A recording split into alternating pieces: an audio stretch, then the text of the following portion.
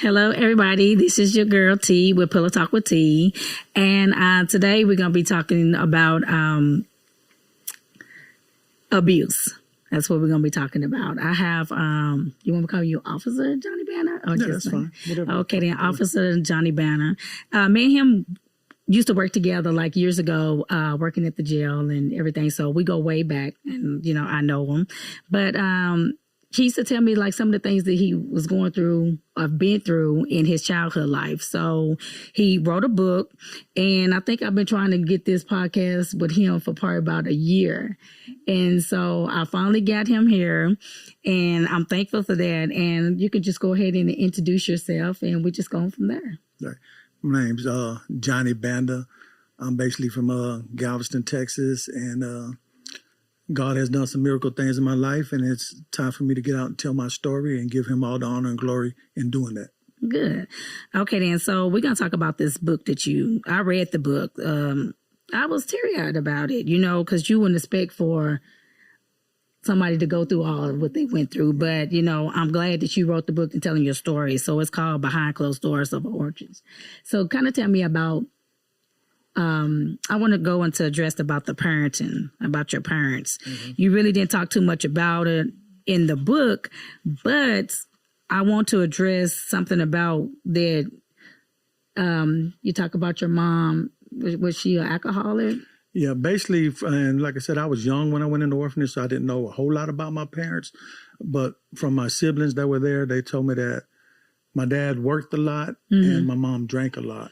And the reason we ended up in the orphanage is because while he was at work, somebody, local police or somebody would come to get him at work and say, hey, your kids are running out in the street again. Mm-hmm. There's nobody taking care of them. So he kept getting pulled from work, to go take care of us.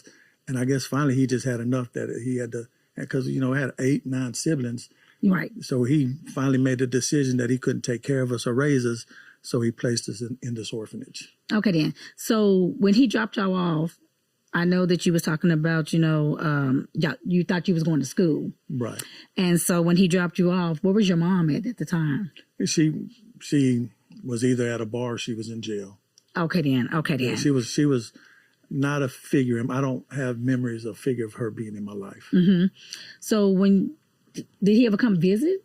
Now, my dad would come once in a blue moon to visit at the orphanage, but I don't know if he had to pay something, but he would come maybe every 3 or 4 months, and I think he would give them money. Mm-hmm. I don't know this for sure, mm-hmm. but he would come and see us and maybe spend 5 or 10 minutes with us, and he was out the door. So your mom never did come?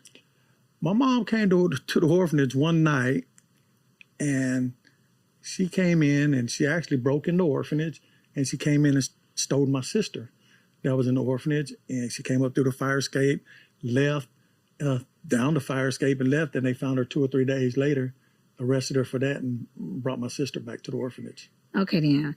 So kind of tell us how that was, being in the orphanage. The orphanage for me was pretty rough because it started off with, like I want to say, emotional abuse. And some of the abuse things was like, I was there like 2 and 3 years old. What I would do in the morning when I would get up, my job was to go downstairs and kneel against the wall all day. From whatever time I got up in the morning to 9, 10 o'clock at night, till it was time to go to bed. And mm-hmm. I heard they did that as a form of punishment just so they knew where I was all the time. They knew I wasn't running around the orphanage or something. Mm-hmm. And if it was my day to eat, while I was kneeling down, they would get me up, take me, get something to eat, and bring me right back and put me on my knees. If it wasn't my day to eat, I just knelt there all day until the lady would be upstairs, the house parent, and she'd look down and say, hey, go upstairs, take a shower, and go to bed. And those were the words us kids wanted to hear, because those were the words which mm-hmm. meant that we made it another day behind these closed doors of this orphanage. Okay, then. So in your book, you talk about the abuse with you. So was your sisters, were they abused also, your sisters? I was kind of kept because I was the boy. They had a boys' room, a girls' room, a little mm-hmm. boys' room, and a big boys' room, things like that. We were kept separate for most part of it. I know there was like physically and mentally abuse. Later on, I believe, like most of my sisters, they got out early. They married early so they can leave the orphanage. Like they married like at 15 and 16. Okay. So they could leave. My youngest sister that was there, I believe something happened with her there, is with one of the parents, the house parents, like abusing her or something, because my older sister came and took her out the orphanage and, adopted her. I don't want to say adopted her because she was her sister, but took possession of her and raised her when she was like 12 or 13. Okay. So why she didn't take y'all? Couldn't afford it. Couldn't afford it. So me and my brothers, like all of my other brothers and sisters, they kind of married out. But me, one older brother, I think you know my brother Mendez. Yeah, Mendez. Mm-hmm. And then my sister, we were the last ones there. They couldn't. My sister tried. One of my sisters actually tried to take me, and I went to live with her, and I felt bad when I went to live with her because when I went to live with her, they were struggling. They were on food stamps, and I felt like I was like more of a struggle for her. So I kind of asked her, can you take me back to the orphanage to take the hardship off of her and her family, because her husband at the time was going to college and she had 3 kids of her own. So I felt like I was kind of like a burden. So I asked her actually to put me back in the orphanage at one time. Where was the orphanage at? Where was it located at? The orphanage is in Galveston. It's located in Galveston, 1019 16th Street. And so I do want everybody to understand that the year this was, because you never do hear really people talking about the orphanage, right. But the year. Yeah, I went in the orphanage probably in 68, 69, probably at the age of 2.5, 3 years old, so that would have been 69. So there was a lot of abuse going on there, and certain people couldn't say certain things, at that time because of the position they were in and that they held. Okay, then. So in your book, you talk about the abuse. You named the lady, she favored her grandkids. Oh, she favored her kids and grandkids, yes. Yes, and so you talk about that. Was she like the number one main person there? Yeah, she was in charge. How many kids was it there? Probably at the time I was there, there may have been, because it varied. There was as little as just my family, 8 up to about, I think the most I've seen there was either 25 or 30 kids there. And she was running it basically by herself? She was running it along, I want to say, with one of her daughters and one of her daughter-in-laws, and her son was also there as well. Okay, yeah.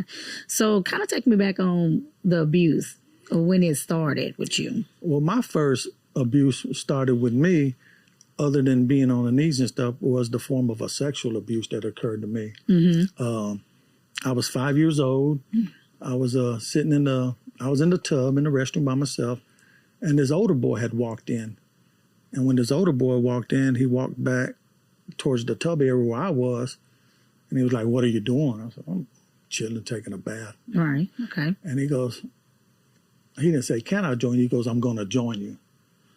So he stepped in the water with me, and as he got in the water, I noticed he was kind of aroused because that was my first time ever seeing something. So I kind of turned away, and he was like making comments like, "Well, do you think yours can get like this or whatever?" So he started touching on me and trying to get me aroused like him, but I was 5 years old, So I couldn't do it, and so he tried to pleasure me by doing oral sex. At that time, I didn't know what it was, and nothing happened. He goes, "See, nothing works with you, but now you're going to do me."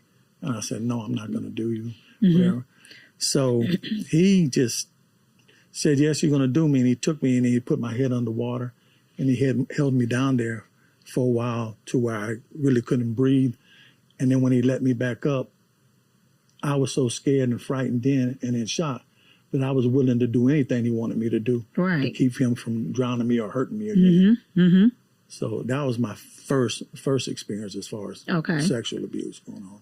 And the sexual abuse, it kind of lasts for a period of time with them. It probably lasted about 4 to 5 years later after he had left, because he was always bigger, stronger, older than me, and didn't really have nobody that we can go to. And he always made it a point to remember that he could take my life anytime or hurt me anytime he wanted to. Right, because of the incident that happened with the tub. Right. I read on that. Yeah. Okay, so after that and after he left, then my second part of sexual abuse came through in the orphanage was we had house parents that would live in the orphanage, like older guys that would kind of take care of the boys, and we had house parent females that would kind of hang out and deal with the girls.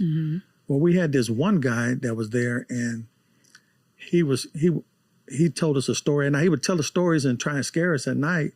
And one night he told us a story, and I would kind of believe the story. It was a scary story. And one night he was roaming the hallways and came into the room, and he noticed I was having difficult time sleeping because he said he was watching me, and he noticed I was sleeping. He goes, "Can I get into bed with you?"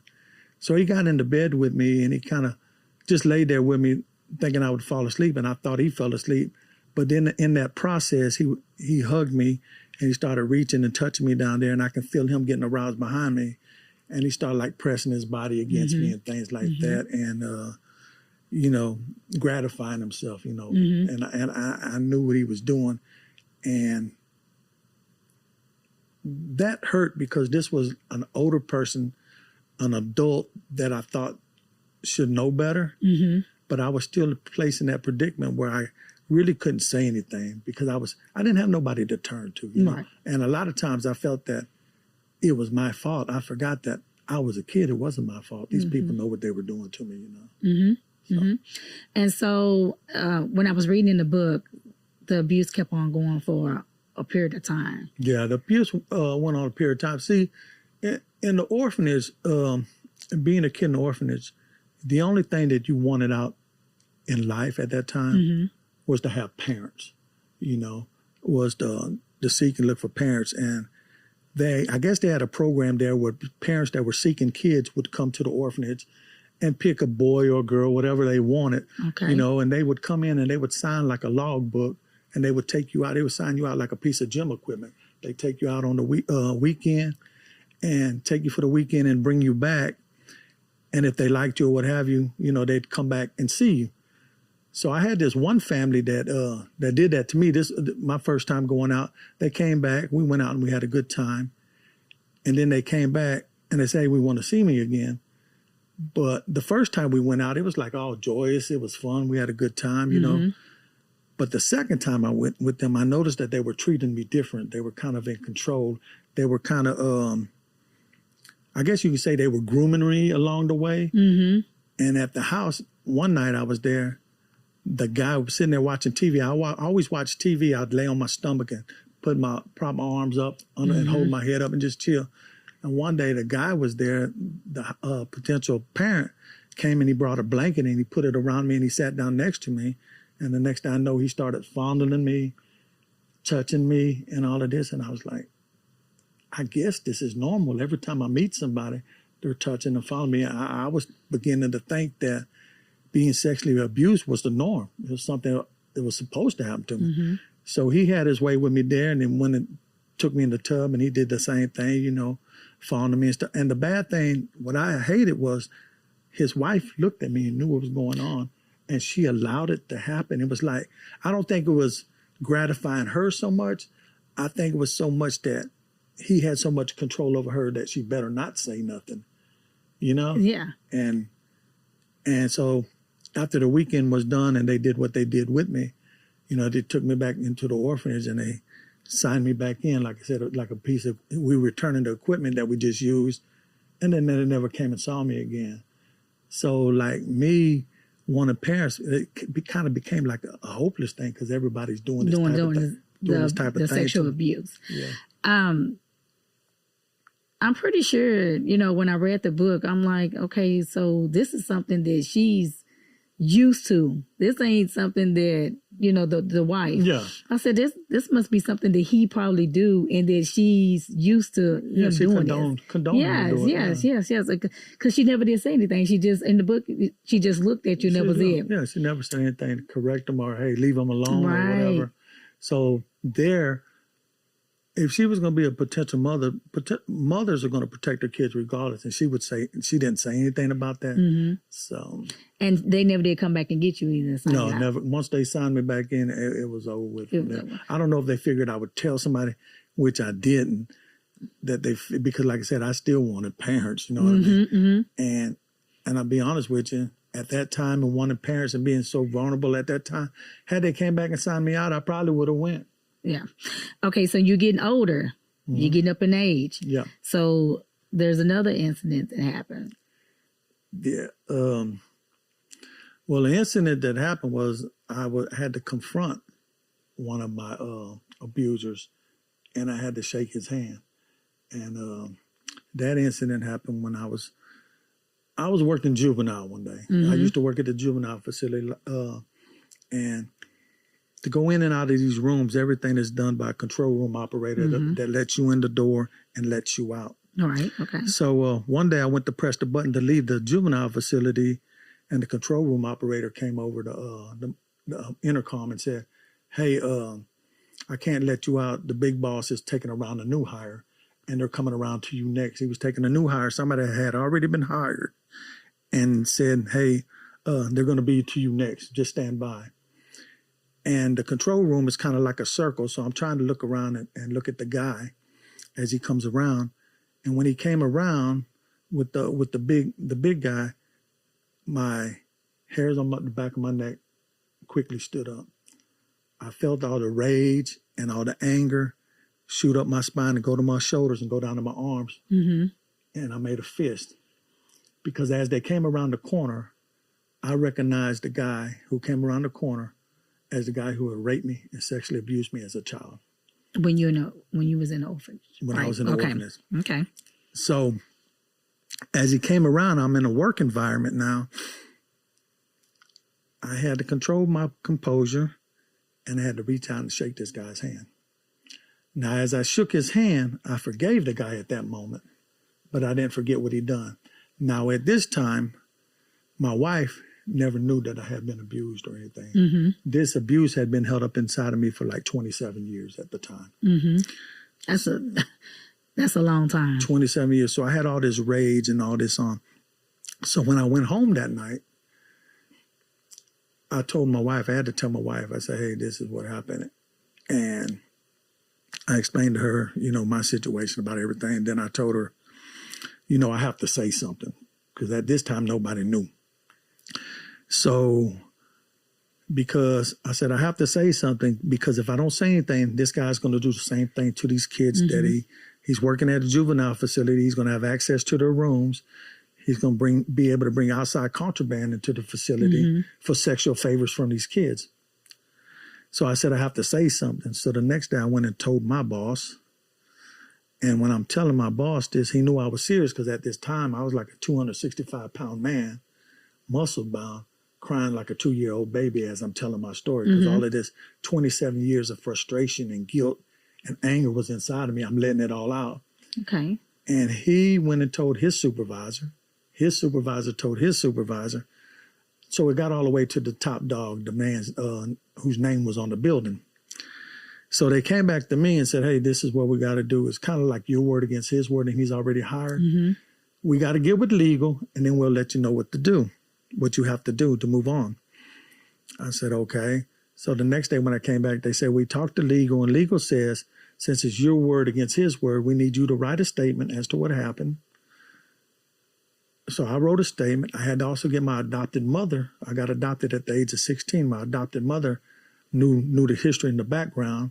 So she had to write a statement. And I had to find 4 other kids that he molested to write statements, which was easy because I knew a group of 4 brothers, and they all just quickly wrote a statement as to what happened. So when I came back and presented them with all this evidence, the guy did not get hired, but he was not red flagged because no charges were ever brought against him. Right. Because 10 years had passed since my 18th birthday. So the statute of limitations had already ran out. So he was not red flagged. He didn't get the job. However, since he didn't go to court or anything, he was not red flagged.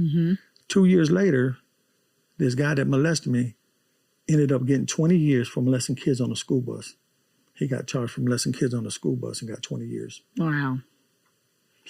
So wow, I'm glad that you saved, the rest of the kids for everything was happening with the juvenile. So let me go back a little bit. Okay. So also I was reading the book, and you talk about the dog situation. which that was really, really sad to me. You know, I'm like, that is really, really, really sad. You know, you never do hear nobody really, really talk about it, but I want you to explain the situation about, because you felt like the love, the affection, you know, you wanted the parenting, and therefore, when you talk about the dog, did it have something to do with the lady, Miss Gomez, what we're going to call her in the book? Did it have something to do the reason because she treated her dogs and her grandkids better? Is that why you? Yeah, I always knew. I've seen the way.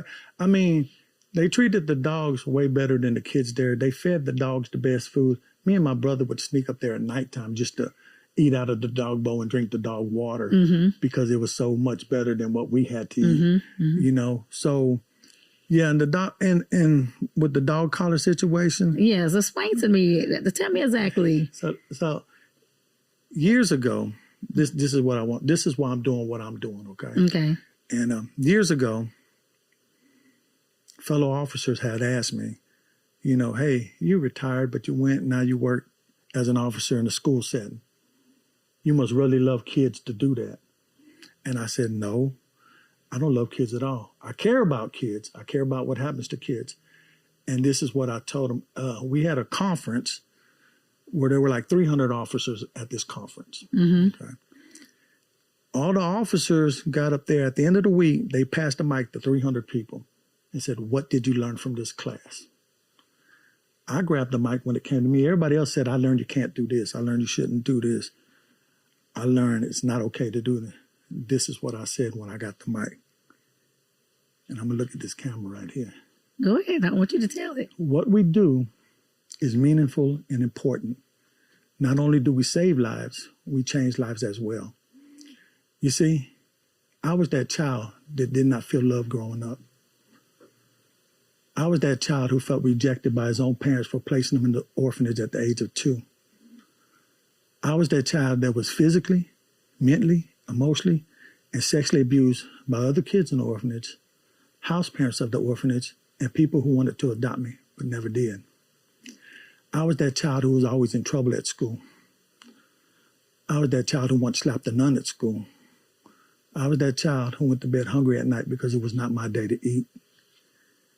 I was that child who never received a Christmas gift, a birthday gift, with my own name on it. It always said to a boy or to a girl, this age or that age. I was that child who always wanted parents. I wanted parents bad enough that I was willing to do anything for them, even if that meant embarrassing myself. So one day I knew people liked dogs. I seen the way people treated dogs and loved dogs, and I seen them treat them better than people. That one day, wanting a family so bad, I went and grabbed a dog chain. I went outside, I put one end around the fence, put the other end around my neck, and I barked for about an hour and a half to 2 hours, hoping and praying somebody would just pass by and adopt me. That's how bad I wanted parents. And one thing I didn't put on there, on this poster board I had made that when I said that, was I was that child that was filled with so much rage and so much anger and so much hatred that I thought I could have hurt somebody or even killed somebody. And based on my personal background, plead insanity and get off. And I was that child who wanted to commit suicide. But I was also that child who GPD officers Anna Mae Charles and Raymond Rubio took the time to talk to and listen to. Because of their interaction, I was that child who was able to turn his life around. And that's why I do what I do right now, because I want to be the spokesperson for these kids that feel like, hey, it's my fault. It's not their fault.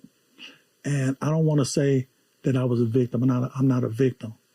I'm a survivor. And what I'm trying to do right now, doing this with you, is to reach out there to those who are too afraid to speak up and say something, like I was. And I can be their voice for them if that's what they want.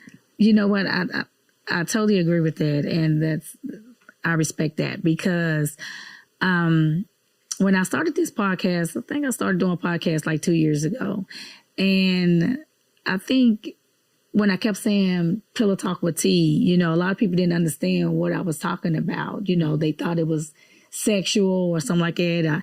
I even had somebody who was well known. He was a director, and he was trying to tell me to change. Oh, T, you probably need to change it. You probably just need to sit on the bed and the man sit on the bed and y'all have a conversation. I said, no, that's not what pillow talk is. I said, and I'm not going to change my character of who I am. He said, well, what exactly is pillow talk? I said, and this is for a lot of people who don't understand.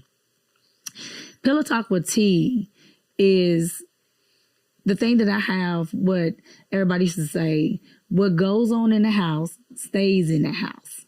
And so when I started saying pillow talk with T, is because a lot of times people wanted to say a lot of things that was going on in their homes, but they was afraid to. Because they would get in trouble. So I do believe a lot of times that your childhood life can affect your adulthood life. And especially, I think also, it happens in every family. Don't get me wrong. But I feel like it's a lot also with the Black community. Don't tell this person that, don't say that. So that's why the pillow talk with T, because I feel like at your darkest moments, at the loneliness, the things that you're going through as far as suicide, depression, mental illness, I feel like a lot of times you don't have nobody to talk to, especially if you don't know who God is. Right. And that's your pillow. You know what I'm saying? There's been times that I could speak, and I could say this for several people. You have grabbed your pillow and you've cried in your darkest days and your darkest nights and stuff, and just hold on to a pillow because you feel like that's all you have. So that's why I do pillow talk with T. Not that I'm here to listen, and I just feel like it's to bring people voice out who want to tell their stories, because everybody got a story. Everybody got a testimony. We didn't come here with instructions. Life is not perfect. So that's why I do the pillow talk with T. And so I'm glad that you reaching out to people to tell your story, because it's a lot of families and a lot of people, they carry that hurt. They carry a lot of that. And so they don't talk. They scared to tell somebody what they went through or what they going on, but now times is kind of changing a little bit because of social media. Right. So now, I mean, you're starting to see people getting on there talking about how the stepfather, what is going on all up on social media. So, I praise you for that, for you even writing this book and even telling the story about what went on. Also, I want to go back to just to let people know that you did end up getting adopted. Right. But tell me about the lady that you talked about. Her name was Miss Verna. Yes. Tell me, because... Verna, and look, you got my chills now. Verna was the cook in the orphanage. Mm-hmm. She was an older Black woman. And this, remember, was in 1969. So she knew what was going on, but she couldn't really say anything because at the time she was lucky to, to have the job, and she was taking care of her grandkids and her husband, who was at home ill. And Verna was the first to love me as her own. One day when it wasn't my day to eat, and I remember sitting on the floor, and Verna was above me. And Verna looked at me and she snuck something. Now, she could have lost her job. She snuck and fed me under the table and gave me something to eat. And Verna looked at me and she said, "Son, I know what's going on, and I'm sorry I can't say anything, but I will be here for you. As long as you're here, I will be here for you." So years later, Verna was there all that time, but years later, the day I got adopted in 1983, which was probably, and this was 69 to 83, do the math, 14 years maybe later, something like that.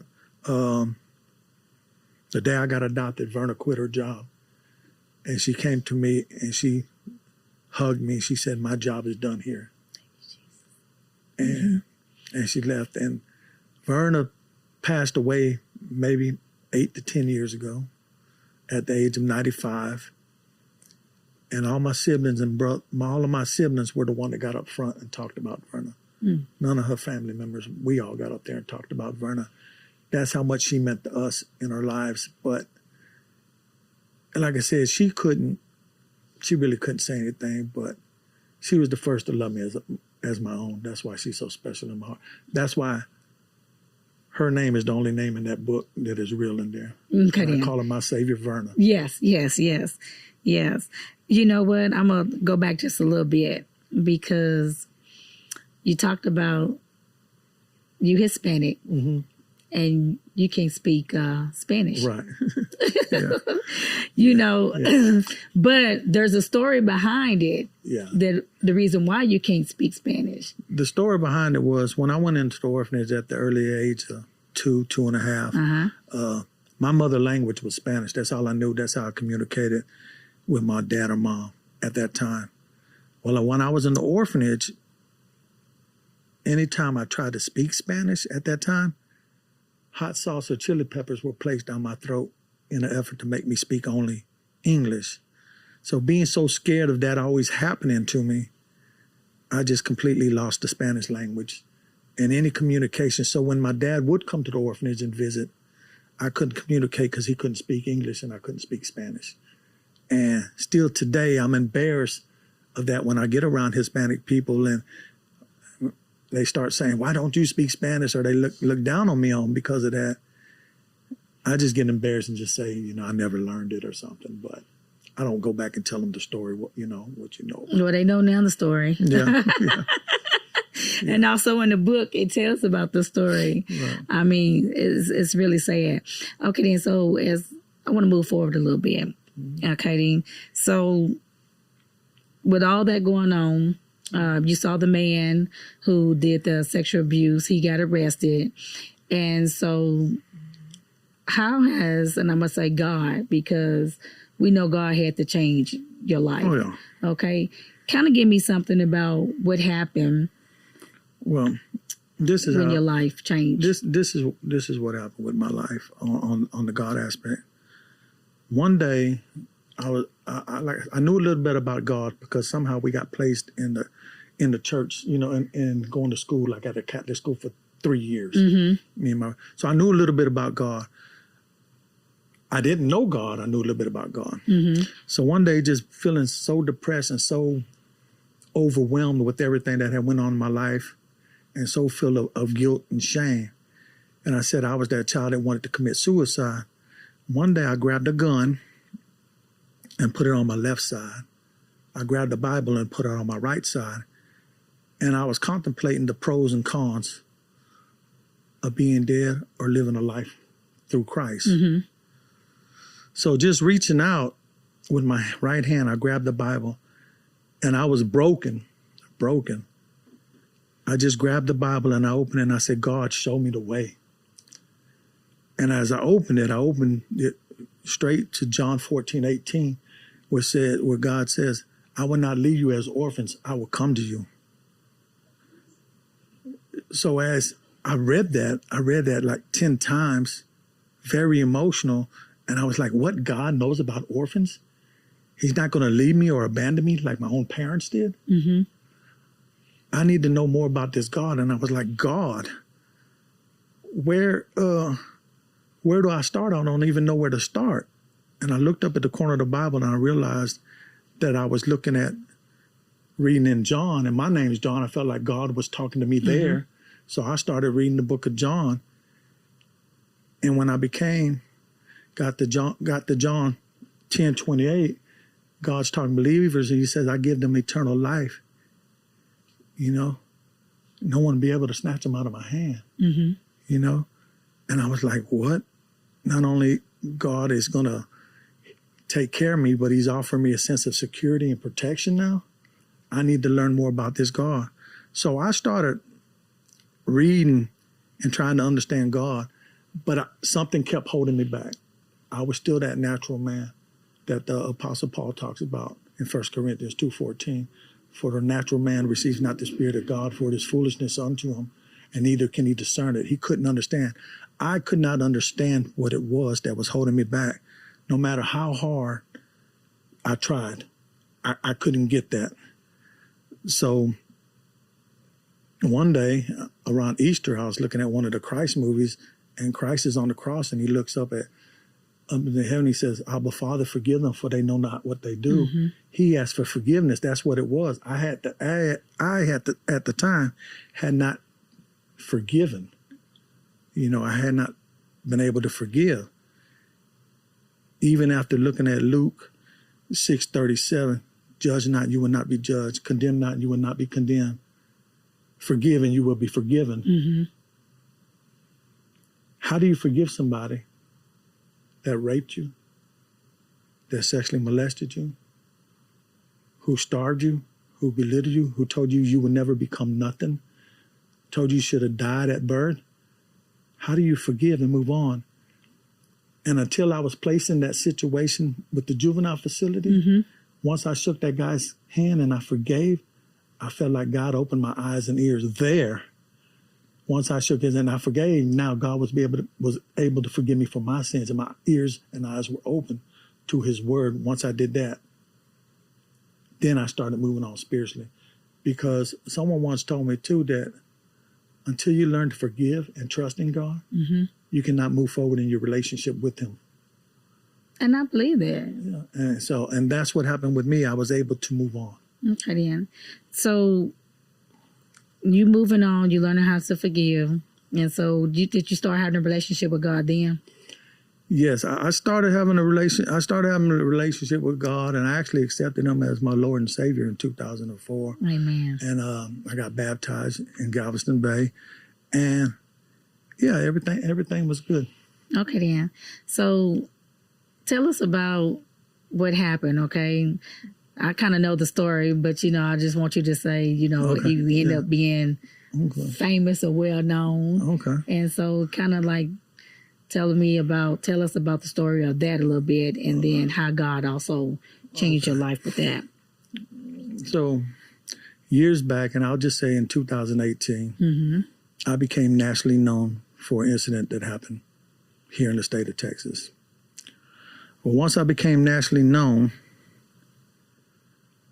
I kind of started sinning against God. I ended up having pride with myself because I was getting so much attention that I took God and placed him on the shelf for 2.5 years. I never believed that I would allow my 15 minutes of fame to separate me from God for 2.5 years. And that's what I was going to ask. So you was famous. I got famous. I mean, to the point where anywhere I went to get something to eat, people were paying for my food. Me and my family, we were on the field at the Astros games on the field. We were on the field at the Texans games. We were on the field meeting all the soccer players. Just everywhere we went, I was receiving so much attention. Overnight after that incident, I had 5,000 friend requests the next day. So all of a sudden, this kid who was told he was never going to be anything, that he should have died a long time ago, all of a sudden I'm getting all of this world attention. For the first time in my life, I was introduced to the world. And I want to say that again. For the first time in my life, I was introduced to the world that I forgot about God. I started talking to people that I shouldn't have been talking to on the internet. I started using excuses to miss going to church. I would take extra jobs. I would do extra jobs on Sundays instead of go to church. And, I just separated myself from God. And I was separated. So what happened later on in life to get my attention back focused on God was... And hold on, let me stop you a little bit. Mm-hmm. So for when that happened, I remember when it happened. For 2.5 years, you was just like... I was lost. Just out there, just because you was famous. Yeah, I was just doing things that I shouldn't have been. I wasn't doing the things that a Christian should be doing, as far as going to church and doing that. Like my wife would go to church by herself, and people would ask about me. And I didn't even think about how much that was embarrassing or hurting her at the time. I was just focused on myself. I was focused on the attention that I was receiving for what I did. And yeah, I allowed that to happen to me. Okay. So God had to get my attention. So how did he get your attention? Tell us the So, story. This is how God got my attention. Mm-hmm. And, on April the 15th, 2021, when COVID was going around really big, I went and took a COVID shot just to take it. I didn't even have to, I just went and took it. About 2 weeks later, I'm at home. My wife and kids are in Galveston. They all got COVID. I'm at my home in Texas City, and I'm sweating. I could not stop sweating. I took a cold shower, still sweating. I put the AC as low as it can go, still sweating. I got on the floor and sat on the floor and slept on the floor to stay cold. The next morning, I went to work and I'm writing somebody a ticket or something, and I'm sweating again. I just can't stop sweating. So I went to see the nurse, and the nurse took my vitals and she said, "Are you having any heart issues or anything like that?" I said, "No, I'm good." I said, "Matter of fact, when I get done here, I'm gonna go work out." She said, "No, you're not." My heart rate was at 260. Just sitting there talking to her, my heart rate was at 260. Wow. So she allowed me to go ahead and drive myself to the emergency room in Galveston. And while I was down there, I'm sitting there for 15 minutes, and the doctor comes in and says, "Well, we got to say, well, this is what they had." So they checked my vitals. She just said my vitals were too high. So they checked them again, and my vitals were still, my heart rate was still 260. So the doctor comes up to me. He calls the other doctor. All the nurses and everybody came. Even the interns came. They started taking off my shirt, putting all these things on me, and I'm like, "What's going on? I'm good. I just my heart rate." And the doctor tells me, "Hey, this is what's going on. Your heart is elevated to this.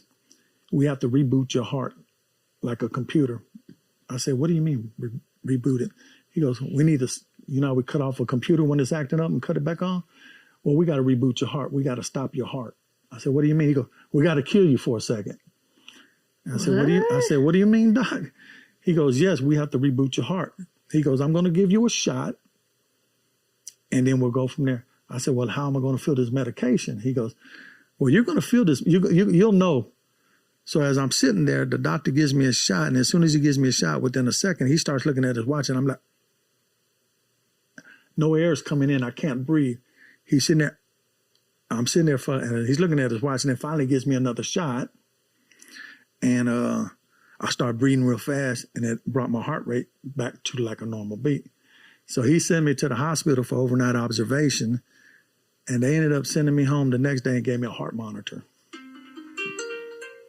Sorry. So he sent me home with the heart monitor. So when I went home with that heart monitor, I went to bed. The next morning, by 7 o'clock, I had 7 missed phone calls from the doctor. The doctor called me, and when I called the doctor, he said, "You need to come in right now. You died 7 times in your sleep last night." What? So I went to the hospital, and as soon as I got there, before they even checked me in, now my wife and everybody's away from me because they're still in Galveston with COVID. So I go there, and the doctor performs surgery on me. They do an ablation on the bottom part. He said I had VTAC, that my heart was, the bottom part of my heart wasn't getting enough blood from the top part. It's supposed to pump 60%.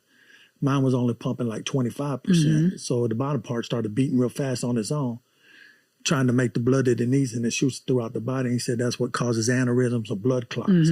So he had to go down and do surgery there. And then months later, he had to do another one on top of my heart, another ablation for AFib and things like that. So this went on for a period of a year and a half, where I had to have that process done to me where they stopped my heart 2 or 3 different times. Well, finally, before my last surgery, I was so depressed, I was ready just to give up on life. I was ready to say, "Hey, God, kill me during this next surgery or whatever. I'm ready." I was so ready to die. And I think at the time my wife didn't know this. I probably told her later, but I called my daughter up, whose husband's in the Navy, and she was either in San Diego. I think they were in San Diego at the time. And I called her up basically pretty much just to tell her goodbye, because I was ready to die prior to this surgery. So after I got done with that and I told her goodbye, I went and prayed to God and said, God, why are you allowing all these things to happen to me? Why do I keep having these multiple surgeries? Because like I said, I would get better. 6 months later, I'm having another surgery, or I'm back with they're changing the medications. And then I would have to start the healing process over and over again. This happened 4 or 5 times. I was just ready to die. So as I'm talking to God and I'm asking him these questions, and then it hit me all of a sudden, Hebrews 12:6. God disciplines the ones he loves and chastises everyone he receives. And I had read somewhere before that God's discipline is rooted in the love that he has for us as his children. And it's a sign of the relationship he has with us. So that relationship with him being my father was, he was doing what he did to me because he was reaching out that lost sheep, doing whatever it took to get my attention, to put my focus back on him. And he brought me back to him, keeping that promise, that I would never let nobody snatch you out of my hand.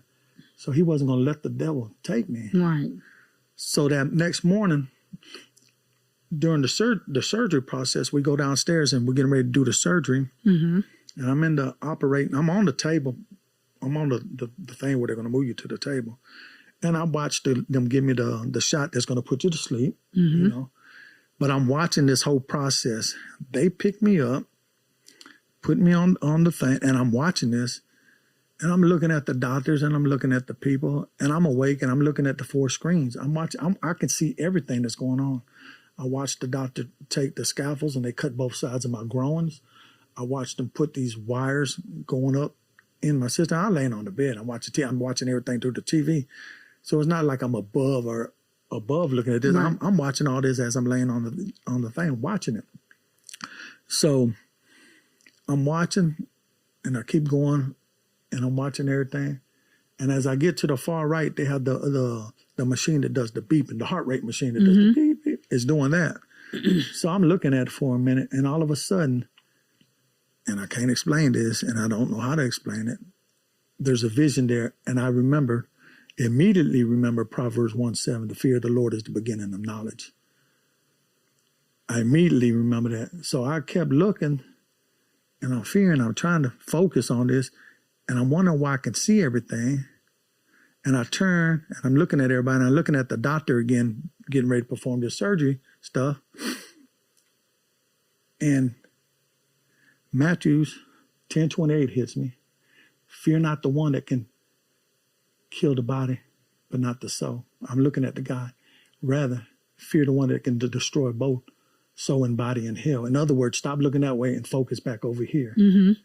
And as I focus back on that vision, I'm praying. I'm like, I'm scared. I'm like, God, please give me another opportunity. I said, please give me another opportunity to be with my family. Lord God, if you take me now, I'm going straight to the pits of hell. I don't want that life, Father God. Do whatever it is you need to do to me to bring me back to my family, Father God. I will give you all the honor and glory. I will put you first in my life. I would tell your story. Please, Father God, I just beg for one more chance to be with my family. I ask for forgiveness. Please give me one more opportunity. And as I said, opportunity on that last part, I feel a boom in my body. My whole body lifts up off the table and slams down on the table. Boom, another one. It brings up my body and slams me down. And I remember looking up at the people that were doing the thing, and I said, what are y'all doing? I thought y'all only do that to dead people. And as I would tell the story to people, then I realized, you know what? Yes. Maybe I was dead at the time.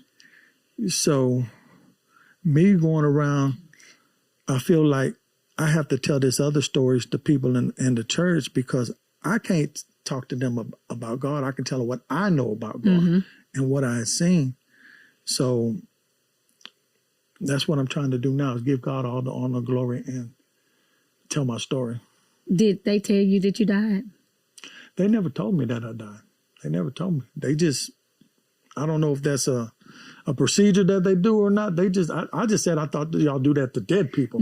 That's all. That's all I said. But they didn't talk to me. They were just. But you could see everything that's going on. But you were asleep. I saw everything that happened to me. Every single thing that happened to me, and I thought I was awake the whole time until that verse brought me back. So that changed your life and you went back to God. Oh yeah, most definitely. That's definitely everything that's first in my life right now. Okay. Getting involved in the church, in the Bible studies, leading the Bible studies, the men's Bible studies, and putting Him first before everything in my life now. Okay, then that's a great thing. So what you doing? Are you going around and you talking to different kids, or you just talking to different people? You into church, active in church? And... What I'm attempting to do right now actually is to reach out to other churches. And my testimony, if I give my testimony is about an hour, 15 hour, 30 minutes long. And I like to, because I'm not real good at going to like witness to people, to talk to people about Christ, but I feel that my witnessing to people could be through my testimony. And that's what I want to do for God, is go give my testimony to certain churches. And right now, like in the school systems, I'm trying to go along and talk about abuse they got some of these schools that have like junior police classes for kids and stuff like that. And they have sections about abuse and stuff in there. And I like to go in there and tell them my story and open up and let them know about that.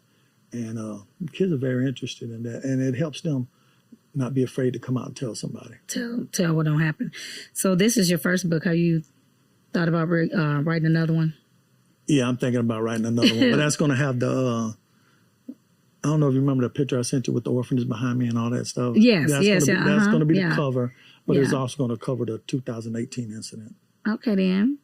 You know what? I have a question. So you talked about forgiveness. As we get ready to wrap everything up, I want to ask you this. That since you talked about forgiveness and you talked about your childhood life, tell me something that you're not affected by it no more, even though you forgave everybody who had done everything to you. What is advice that you could give to somebody who probably went through it or are going through it? Also learning how to forgive and love yourself and forgiving other people. I said the main thing is you can't move forward in life if you don't forgive. Okay? You don't have to forget, but you have to forgive, because once you're able to forgive, you're able to move forward. You know, and you need to realize that it's not your fault. You were a child at the time. It is not your fault. Don't let your past determine what you can become. Don't let that stop you from being what you want to become in life. And you really, and the hardest thing, to be honest with you too, was trust. I was shuffled around so much in my life. I didn't have trust. It took me a long. I was so used to people trust, and I say this in the book that when I got married, even though I got married at the time, I didn't trust my wife because I felt one day she would leave me also, because that's how much I had people coming in and out of my life. But once I learned to trust and learned to forgive, that's the main thing, that you have to forgive. Once I've shook that guy's hand and felt a sense of forgiveness there, man, I was able to move on. I don't have that built up inside of me anymore. Like I said, 27 years. Had that not have happened then, I'd been sitting here I'd have been up to 40 years. You know what I mean? But that is still in me. And that's the power. Yeah. Because you hold the key. A lot of times the people would hold on to grudges and animosity, and they'll carry that weight for a long period of time. I do believe in forgiveness. I really do. I feel like if you forgive, then you can open up doors for many blessings. And so, but I thank you so much for coming to tell the story. We finally got you on the set. I appreciate you. Appreciate the opportunity, and I appreciate the opportunity because it opens doors for me as well to be able to go out to other churches and tell my story. Well, I thank you so much, man. And we go way back. So, if you need, did you bring some extra books? Yeah, I got some books actually. Okay, then I could take some books and stuff to Kentucky and take it to my brother's church. And so, and we'd love to have you as a guest speaker. I'll come out to Kentucky. Yeah. So there you go, Pillow Talk with T, and we wrapping everything up. And my motto that I always say, if you're not pillow talking with T, then who you talking to? Y'all be blessed, and y'all tune in soon. And we're going to air it out on YouTube. It's going to be on TikTok and also on my page on Facebook. So thank you. Y'all have a blessed day, blessed night, and I'll talk to y'all later. Bye. Bye.